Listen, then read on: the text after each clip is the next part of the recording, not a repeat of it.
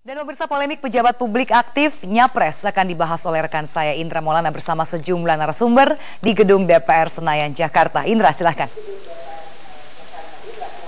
Baik, terima kasih Cheryl. Memang sejumlah pejabat publik atau penyelenggara negara yang ikut dalam konvensi pencapresan begitu dikritik. Mereka bahkan diminta untuk memilih salah satu posisi, apakah mundur dari jabatannya sekarang ataukah tetap mundur begitu dari keikutsertanya dalam konvensi. Saya sudah bersama dengan sejumlah peserta konvensi, yaitu Ketua DPR Marzuki Ali dan juga Ketua DPD Irman Gusman. Selamat malam Pak Marzuki, Pak Irman. Selamat malam. Ya, dan juga analis politik dari UIN, yaitu Gun-Gun Herianto. Mas Gun-Gun, selamat malam. Selamat malam. Oke, saya ingin mulai dari Pak Marzuki dan juga nanti Pak Irman begitu ya. Banyak yang menilai juga Pak, selain menteri-menteri yang tadi sudah kita sampaikan di berita sebelumnya, kemudian ada juga anggota BPK. Di antaranya juga yang dikritik adalah Anda, Ketua DPR, Ketua DPD, tidak tepat rasanya ikut kemudian di tengah jabatan Anda yang sekarang Anda emban dan cukup strategis itu, Anda ikut konvensi untuk memenuhi sawat politik pribadi Anda masing-masing. Bagaimana Pak Marzuki, tanggapan Anda? Ada 3 hal yang harus dilihat. Yaitu? Pertama, undang-undang. Apakah kegiatan konvensi ini melanggar undang-undang terkait dengan jabatan kami? Ya. Itu pertama. Oke. Kita sudah cek, cari semua undang-undang, tidak ada yang kami langgar. Tidak ada aturan perundangan yang dilanggar.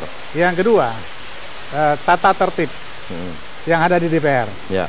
Tata tertib, kemudian ketentuan-ketentuan etis yang ada di DPR, tidak ada aturan-aturan yang kami langgar. Oke. Yang ketiga terkait dengan konflik of interest. Ya. Kemudian apakah dengan konvensi ini mengganggu pekerjaan? Saya jawab bahwa tidak ada konflik of interest terkait dengan jabatan kami sebagai ketua lembaga negara, di mana pimpinan lembaga negara ini yang sifatnya kolektif kolegial. Posisi kami adalah posisi sebagai pejabat politik ya. Jadi maksud Anda ketika Anda tidak terlalu fokus ke DPR, Anda tinggalkan sebentar untuk kepentingan konvensi, tidak masalah begitu DPR-nya? Yang penting tidak ada aturan yang dilanggar. Aturan apa yang dilanggar? Kalau kami melanggar aturan-aturan tetap salah. Tidak ada aturan yang dilanggar. Kemudian kepentingan-kepentingan terkait dengan jabatan kami yang harus kami lakukan bisa berjalan sebagaimana biasa.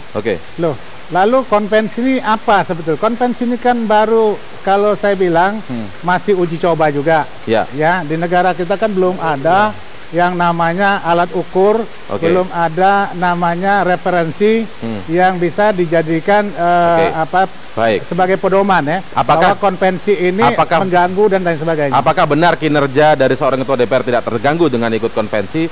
Nanti akan dijawab oleh Mas Gun-Gun dan juga Pak Irman nanti juga akan memberikan tanggapannya. Kami segera kembali saat lagi.